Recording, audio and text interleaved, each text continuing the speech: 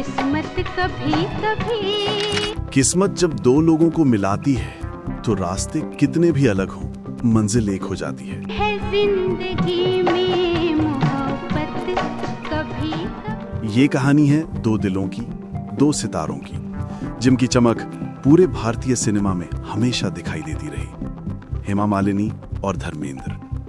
इन दोनों का रिश्ता सिर्फ रोमांस नहीं, बल्कि जुनून, धैर्य, तकलीफ, तजाद और गहरी मोहब्बत का सफर है। प्यार कभी भी मरता नहीं, मौत से भी डरता नहीं। एक ऐसा सफर जो कभी आसान नहीं था, लेकिन सच्चा इतना कि वक्त उसे मिटा नहीं पाया। 1960 के दशक के आखिर में जब बॉलीवुड बदल रहा था और नए चेहरे उभर रहे थे, तब एक तरफ पंजाब का एक साधारण लड़का जिसकी आंखों में जीतने का हौसला और दिल में गजब की मासूमियत थी, वो था धर्मेंद्र। दूसरी तरफ दक्षिण भारत की एक नृत्यांगना जिसकी चाल में सौंदर्य, आंखों में चमक और आचरण में एक अलग ही गरिमा थी, वो थी हेमा मालिनी। फिर खो न जाए हम कहीं दुनिया की भीड़ में। इन दोनों की दुनिया अलग थी, सोच अलग थी, पर दिलों की भाषा एक ही थी। हेमा मालिनी फिल्मों में नई थी। माँ जया चक्रवर्ती हमेशा उनके साथ रहती, उन्हें प्रोटेक्ट करती, हर कदम पर गाइड करती। हेमा वो लड़की थी जो अपने काम, अपने अनुशासन और अपनी इमेज को लेकर बेहद सचेत थी। उनका हर कदम सोचा समझा हुआ होता था। माँ उन्हें सिखाती, दूरी बनाए रखना, कोई भी लड़का तुम्हारे पास ज्यादा ना आए। इसी वजह से हेमा का व्यक्तित्व एक रहस्य जैसा था। लोग दूर से देखते, सराहते, पर करीब आने का मौका किसी को नहीं देती। उधर धर्मेंद्र तब तक बॉलीवुड के हैंडसम हीरो बन चुके थे। उनकी मुस्कान, उनका व्यवहार, उनकी शराफत, लोग उनसे प्यार करते थे। लेकिन उनके दिल में एक अकेलापन भी था जो शायद उनकी आंखों से झलकता था। वो शादीशुदा थे, 2 बच्चों के पिता थे, लेकिन किसी भी इंसान की तरह दिल की धड़कनों को रोकना आसान नहीं होता। पहली मुलाकात हुई तमस्सा की कहानी मीटिंग में। हेमा ने धर्मेंद्र को देखा और पहली बार महसूस किया कि ये आदमी दूसरों जैसा नहीं। वो कोई चापलूसी नहीं करते, कोई दिखावा नहीं, कोई बेमतलब की बातें नहीं, बस एक शांत गहरी नजर और एक सादगी जो दिल को छू ले। धर्मेंद्र ने हेमा को देखा और मन सन्न रह गया। ब्रिगेड से निकलकर मैदान में आती एक परी जैसी लड़की, जिसकी चाल में नृत्य था और जिसकी आंखें किसी उजली सुबह जैसी थी। उस दिन कोई शब्द नहीं बोले गए, पर 2 दिलों में एक हल्की सी लहर जरूर उठी। धीरे धीरे उनकी मुलाकातें बढ़ी, काम के बहाने, सीन के बहाने, डांस के बहाने, किसी न किसी रूप में दोनों पास आने लगे। हेमा अपने नियमों में सख्त थी, लेकिन धर्मेंद्र की एक बात उन्हें हमेशा प्रभावित करती। वो थे बेहद ईमानदार, कभी झूठ नहीं बोलते, कभी 2 मुंही बात नहीं करते। और उन्होंने हेमा से जितनी मोहब्बत की, वो इतनी साफ थी कि हेमा चाहकर भी इनकार नहीं कर सकी। धीरे धीरे दोनों की जिंदगी एक दूसरे में इतनी घुलने लगी कि साथ ना रहने का ख्याल ही अजीब लगने लगा। लेकिन ये सफर आसान नहीं था। डर था, समाज था, परिवार था और धर्मेंद्र का अपना अतीत था। फिर भी एक चीज थी जो इन सब पर भारी थी, उनकी मोहब्बत। धर्मेंद्र ने एक कठिन फैसला लिया। वो जानते थे कि वे तलाक नहीं ले सकते, उनका परिवार टूट जाएगा, पर वे हेमा को भी खोना नहीं चाहते थे। उन्होंने अपने मजहब में परिवर्तन किया ताकि दोनों शादी कर सकें। यह फैसला आसान नहीं था। अपनी पहचान तक बदल देना किसी के लिए कठिन होता है, लेकिन उन्होंने ये सब सिर्फ एक रिश्ते को बचाने के लिए किया, उस प्यार को पाने के लिए जिसे वे अपना जीवन मानते थे। उनका निकाह हुआ और इस तरह कई तूफानों के बीच भी इन दोनों ने अपनी मोहब्बत को मंजिल दी। ये शादी कोई फिल्मी परिवार की बड़ी खबर नहीं थी, कोई शोर नहीं, कोई मीडिया नहीं, बस 2 दिलों की खामोश जीत थी। शादी के बाद हेमा मालिनी वही रही, सौम्य, संस्कृति से भरी, अपनी मर्यादा में रहने वाली, और धर्मेंद्र वही रहे, गहरी मोहब्बत करने वाले, लेकिन दुनिया से अपने रिश्ते को सुरक्षित रखने वाले। उनकी जिंदगी हमेशा निजी रही, कभी पब्लिक तमाशा नहीं बनी। फिर उनकी बेटियां आईं, ईशा और अहाना, और धर्मेंद्र, जिन्होंने शायद कभी इतना खुलकर अपने इमोशंस नहीं दिखाए थे, अपनी दोनों बेटियों के सबसे बड़े सपोर्टर बन गए। वो उन्हें चुपचाप सिखाते, सही रहना, मेहनत करना, सच्चे रहना। हेमा और धर्मेंद्र का जीवन एक शांत नदी की तरह चलता रहा। कभी कोई स्कैंडल नहीं, कभी कोई बयान नहीं, बस दूर से दिखाई देती एक खूबसूरत जोड़ी। हेमा ने राजनीति भी ज्वाइन की, लेकिन धर्मेंद्र हमेशा चुपचाप उनके पीछे खड़े रहते, जैसे कोई दीवार जो साथ तो देती है पर दिखती नहीं। वक्त गुजरा, बाल सफेद हुए, आंखें हल्की कमजोर हुई, चेहरे पर झुर्रियां आईं, पर प्यार वही रहा। कई बार लोग कहते कि क्या ये रिश्ता आज भी वैसा ही है, और हेमा मुस्कुराकर कहती, हाँ वही है, बस अब और शांत है। धर्मेंद्र अपनी उम्र में भी हेमा के लिए उतने ही नरम हैं जितने पहले थे। आज भी जब हेमा कहीं जाती हैं, धर्मेंद्र पूछते हैं, पहुंची कि नहीं? एक साधारण सा सवाल, पर गहरी मोहब्बत की पहचान। हेमा मालिनी और धर्मेंद्र की प्रेम कहानी सिर्फ फिल्मी दुनिया की कहानी नहीं, ये समझौते, संघर्ष, धैर्य और सच्चे प्यार की कहानी है। एक ऐसा प्यार जिसने खुद को छुपाया भी, निभाया भी, और निभाते निभाते जिंदगी के हर मोड़ पर और मजबूत हो गया। आज जब लोग इस जोड़ी को देखते हैं तो उन्हें एहसास होता है कि सच्चा प्यार वही होता है जो कठिन राहों से गुजरकर भी टूटता नहीं, बल्कि और गहरा हो जाता है। हेमा मालिनी और धर्मेंद्र की मोहब्बत ऐसा ही एक रिश्ता है जिसने वक्त को अपनी ताकत से मात दी। इन दोनों की कहानी हमें यह सिखाती है कि प्यार हमेशा आसान नहीं होता, लेकिन अगर दिल साफ हो और इरादे सच्चे, तो चाहे दुनिया लाख सवाल करे, रिश्ता अपनी मंजिल पा ही लेता है। हेमा और धर्मेंद्र का प्यार उसी मंजिल की मिसाल है, शांत, पवित्र, गहरा और अमर। धर्मेंद्र और हेमा मालिनी की कहानी अब उस मोड़ पर पहुंच चुकी थी जहां दोनों एक दूसरे के बिना अपने दिनों की कल्पना नहीं कर पा रहे थे। ये वो समय था जब दोनों के चेहरे पर मुस्कुराहट तो दिखती थी, लेकिन दिल के भीतर कई लड़ाइयां चल रही थी, समाज की, रिश्तों की, भावनाओं की और सबसे ज्यादा खुद के दिल की। धर्मेंद्र उस दौर के सुपरस्टार थे जिनका नाम बड़े पर्दे पर आते ही लोग सीटियां मारकर स्वागत करते थे। उनकी मर्दाना पर्सनालिटी, सादगी और ईमानदारी ने उन्हें लाखों दिलों का हीरो बनाया था। दूसरी तरफ हेमा उस दौर की चमकती सुबह थी, हर डायरेक्टर का सपना, हर दर्शक का क्रेज और हर दिल की धड़कन। दोनों का साथ किसी फिल्मी कहानी की तरह ही शुरू हुआ था, लेकिन अब ये रिश्ता फिल्मी पर्दे से बहुत आगे निकल चुका था। धर्मेंद्र की जिंदगी आसान नहीं थी। वो शादीशुदा थे, उनके बच्चे थे और एक जिम्मेदार परिवार उनके कंधों पर था। वो इस बात को समझते थे कि हेमा सिर्फ उनकी जिंदगी में नहीं आई, उनकी मौजूदगी से कई और जिंदगियों में भी बदलाव आ सकता था। लेकिन दिल जब किसी से मोहब्बत कर ले तो दुनिया के नियम अक्सर छोटे पड़ जाते हैं। धर्मेंद्र सिर्फ अभिनेता नहीं, इंसान भी थे, और हेमा ने उनके भीतर के उसी इंसान को असली प्यार दिया था। हेमा जानती थी कि यह रिश्ता आसान नहीं है। उनका परिवार सख्त था, उनकी मां जया चक्रवर्ती बहुत ही मजबूत और अनुशासित महिला थी।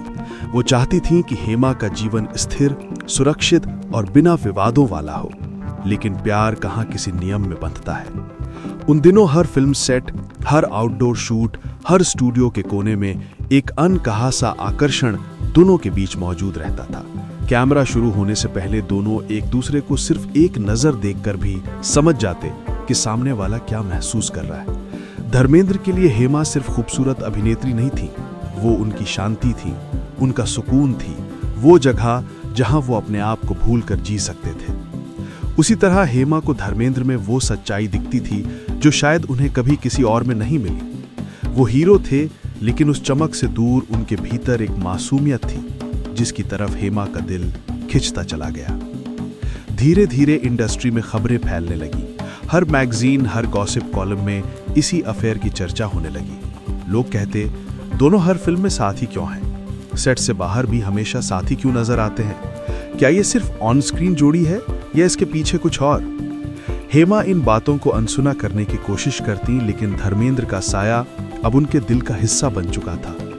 धर्मेंद्र भी खुद से लड़ते लड़ते थकते जा रहे थे। जब भी वो घर जाते, परिवार की जिम्मेदारियां उन्हें दुनिया की सच्चाई याद दिलाती, लेकिन जैसे ही सेट पर पहुंचते, हेमा की मौजूदगी उन्हें फिर से उसी प्यार की दुनिया में ले जाती जहां सिर्फ दिल बोलता है।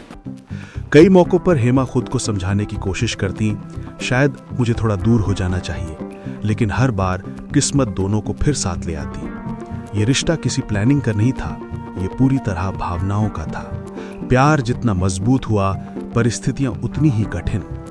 एक वक्त ऐसा भी आया जब हेमा ने तय कर लिया कि वो अब सिर्फ काम पर ध्यान देंगी, लेकिन जब भी वो किसी दूसरी फिल्म के सेट पर जाती, उन्हें महसूस होता कि दिल जैसे खुद ही वापस वहीं जाने को कह रहा है जहां धर्मेंद्र हैं। वो खुद को रोकना चाहती थीं, लेकिन भावनाएं रोकने से नहीं रुकती। उनके जीवन का हर फैसला अब धर्मेंद्र की मौजूदगी से जुड़ने लगा था। हेमा की मां इस रिश्ते से खुश नहीं थी। वो साफ तौर पर कहती कि बेटी को किसी ऐसी जिंदगी में नहीं जाना चाहिए जिसमें विवाद हों, जटिलताएं हों और समाज के ताने हों। हेमा माँ की बातों का सम्मान करती थी, लेकिन दिल माँ की सुनता कहाँ है। वो रातों को अकेले बैठकर खुद से पूछती, क्या मैं गलत हूँ? लेकिन जैसे ही अगले दिन धर्मेंद्र मुस्कुराते हुए सेट पर आते, उनका दिल उनके सारे सवालों का जवाब खुद दे देता। इस बीच धर्मेंद्र भी अपने संघर्षों से गुजर रहे थे। उनके परिवार को इस बात का एहसास था कि वो हेमा से प्यार करते हैं। हालांकि उनकी पत्नी प्रकाश कौर ने कभी सार्वजनिक रूप से इस बारे में बात नहीं की, लेकिन वो जानती थीं कि उनका पति भावनाओं के उस मोड़ पर पहुंच चुका है जहां कोई भी इंसान वापस लौटने से डरता है। वो किसी को चोट पहुंचाना नहीं चाहते थे, लेकिन दिल का खिंचाव इतना मजबूत था कि वो खुद को रोक नहीं पा रहे थे। फिल्म शोले की शूटिंग दिनों में दोनों का रिश्ता और गहरा हो चुका था। सभी को लगने लगा था कि यह सिर्फ एक अफेयर नहीं, बल्कि एक ऐसा बंधन है जिसे वक्त भी नहीं तोड़ पाएगा। धर्मेंद्र अक्सर हेमा के सीन के दौरान शूटिंग टीम से लाइट बेहतर करो, रीटेक ले लो जैसी बातें करते, सिर्फ इसलिए ताकि उन्हें हेमा को देखने का थोड़ा और समय मिल जाए। उस फिल्म के हर फ्रेम में दोनों की रियल केमिस्ट्री साफ दिखाई देती थी। धीरे धीरे हेमा के परिवार को भी एहसास होने लगा कि बेटी किसी और दुनिया में जा चुकी है। उन्होंने कई बार हेमा से बात करने की कोशिश की, समझाया, रोका, लेकिन हेमा ने हमेशा एक ही जवाब दिया, मैं उन्हें दिल से चाहती हूँ। एक माँ ये जानती है कि जब बेटी किसी को दिल से चाहे तो उसे कोई नहीं रोक सकता। इसी दौरान फिल्मों के सेट से बाहर भी दोनों का साथ हर तरफ दिखने लगा। कभी एयरपोर्ट पर, कभी किसी मंदिर में, कभी किसी इवेंट में, और लोगों ने कहना शुरू कर दिया, ये रिश्ता अब सिर्फ अफवाह नहीं रहा।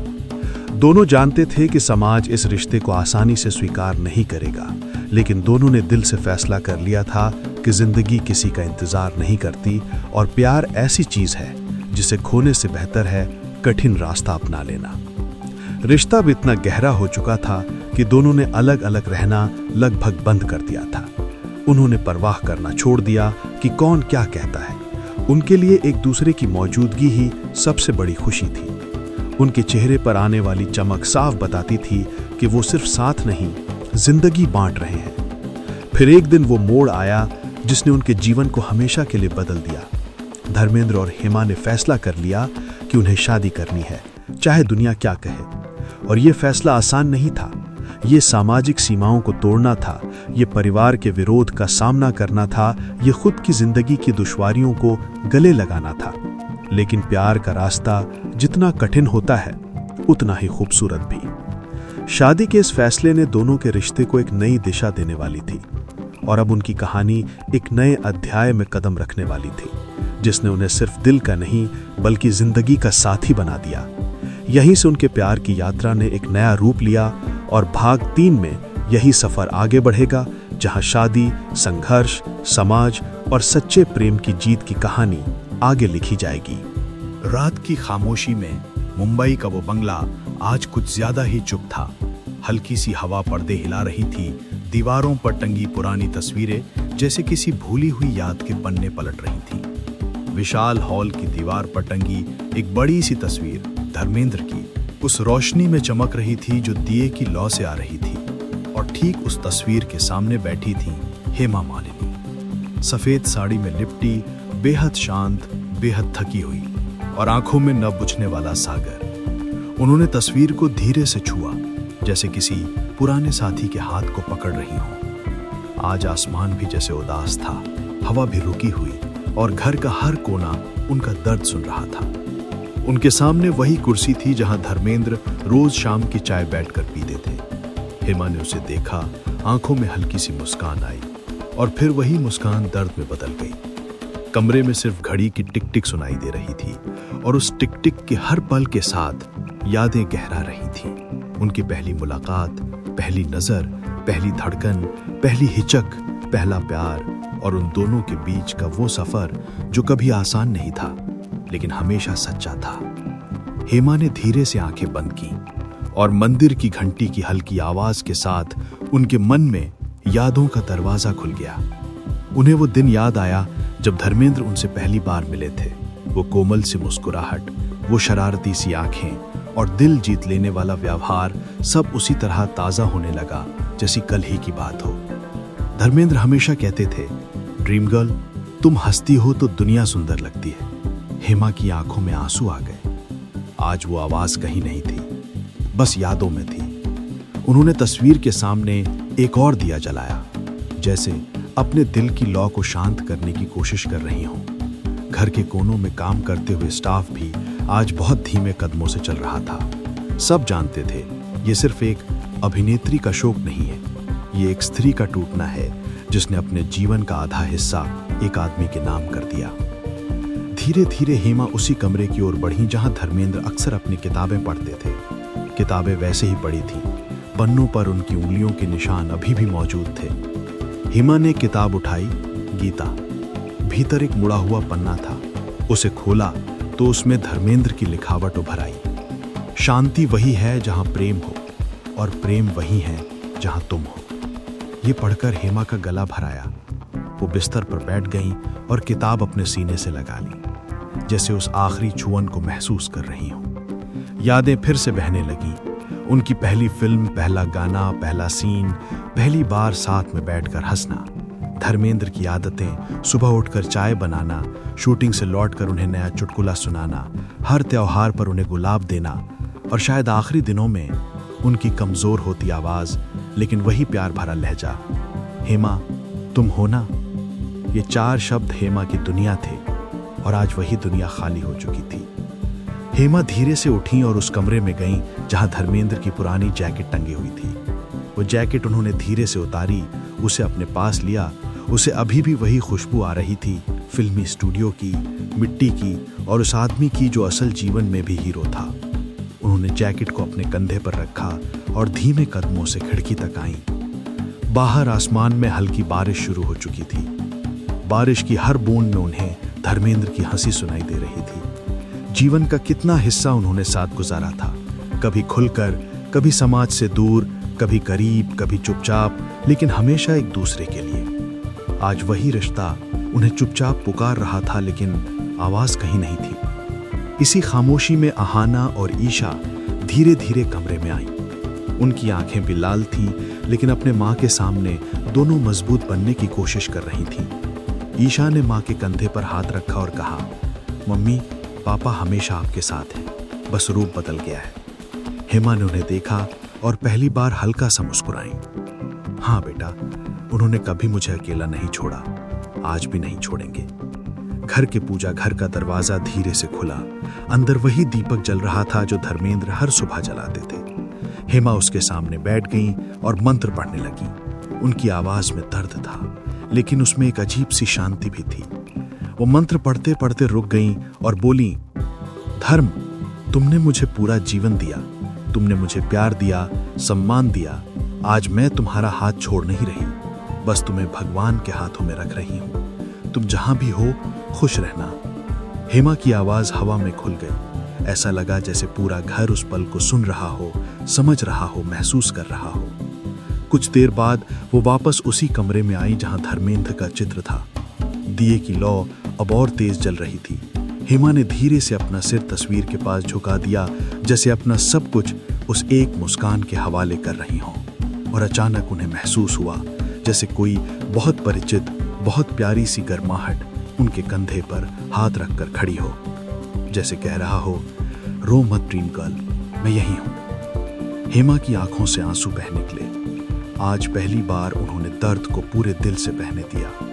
ये दर्द एक पत्नी का था, एक प्रेमिका का था, एक जीवन साथी का था, और उस महिला का जिसने जीवन के हर संघर्ष में खुद को मजबूत रखा। धीरे धीरे घर की लाइट्स मंद होने लगी। हेमा तस्वीर के सामने बैठी रही। समय रुका रहा और उस चुप्पी में सिर्फ प्यार की गूंज थी। उनकी उंगलियां तस्वीर पर चल रही थीं, जैसे आखिरी बार उस चेहरे को महसूस कर रही हूं। उन्होंने धीरे से कहा, धर्म, तुमने कहा था ना हमारी कहानी कभी खत्म नहीं होगी।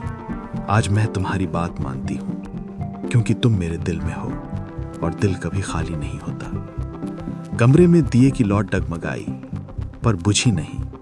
जैसे धर्मेंद्र की उपस्थिति अभी भी वहीं थी, एक हवा की तरह, एक याद की तरह, एक प्रेम की तरह। और उस रात पहली बार हेमा ने महसूस किया, विदाई और इंतजार में बहुत महीन सा फासला होता है। आज ये विदाई नहीं थी, ये इंतजार था उस दिन का जब दोनों फिर मिलेंगे, किसी शांत अलौकिक से दुनिया में। इस चुप्पी में उनकी आंखें धीरे धीरे बंद हुईं और दिल में बस एक ही आवाज गूंजी, प्यार कभी खत्म नहीं होता। धर्म और हेमा एक कहानी नहीं, एक आत्मा है जो समय के पार भी साथ रहती है।